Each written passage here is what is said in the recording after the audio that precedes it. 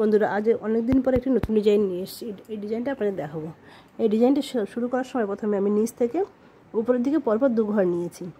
এই দু ঘরের বাঁদিকে আবার দু ঘর করেছি।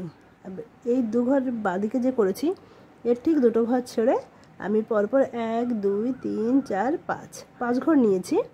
এর উপর লাইনে নিয়েছি 9 ঘর। এদিকে দু ঘর বেড়ে গেছে, এদিকে দু ঘর বেড়ে গেছে। তার উপর লাইনে করেছি 7 ঘর। তারপর লাইনে এদিকে দু ঘর কমে গিয়ে এদিকে দু ঘর কমে গিয়ে 4 ঘর, আর এই কর্নার থেকে 1 ঘর এদিকে করেছি। এভাবে এই পাতাটা করেছি।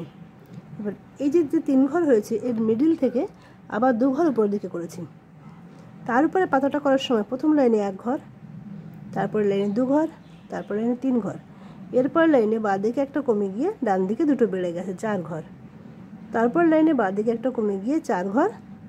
এরপরের লাইনে বাঁদিকে একটা কমে গিয়ে ডান দিকে 2 ঘর বেড়ে গেছে 5 ঘর। তারপর লাইনেও বাঁদিকে দুটো কমে গিয়ে ডান দিকে দুটো বেড়ে গেছে 5 ঘর, আর কর্নার থেকে একটাই ভাবে করেছি। আর উপরের দিকে এখন করেছি এদিকে পাতাগুলো করার সময় এই কর্নার থেকে পরপর 2 ঘর করেছি। 2 ঘর করে এবার এখানে আমি প্রথমে 1 ঘর নিয়েছি, তারপর লাইনে 2 ঘর, তারপর লাইনে পরপর 3 ঘর করেছি। 3 ঘরের পরের লাইনে 4 ঘর, 4 ঘরের পরের লাইনে কি করেছি আমি এদিক থেকে দুটো ছেড়ে পরপর 3 ঘরে 2 লাইন করেছি। তারপরে একটা কমে দিয়ে 3 ঘর, 2 ঘর, 1 ঘর। এবার উপরের দিকে ডালটা যখন উঠেছে পরপর 2 ঘর উঠে গেছে।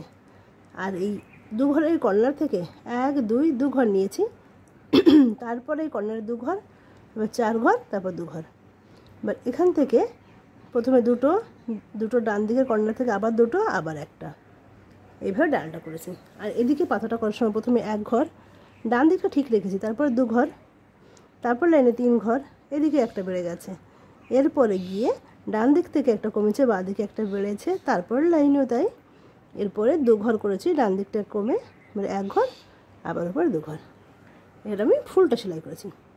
ফুলটা সেলাই করার সময় এই যে নীল রঙের ক্রসটা শেষ হয়েছে এর পাশে একটা ঘর বাদ দিয়ে পরপর 3 ঘর, তারপরে উপরের লাইনে 5 ঘরের 2 লাইন, দুদিকে 2 ঘর বেড়ে গেছে, এরপর 3 ঘরের 1 লাইন। এর পাশে এই কর্নার থেকে এদিকে 3 ঘর, তারপর 5 ঘরের 2 লাইন, আবার 3 ঘর। তারপরে করেছি এদিকেও একইভাবে 3 ঘর, 5 ঘরের 2 লাইন, 3 ঘর।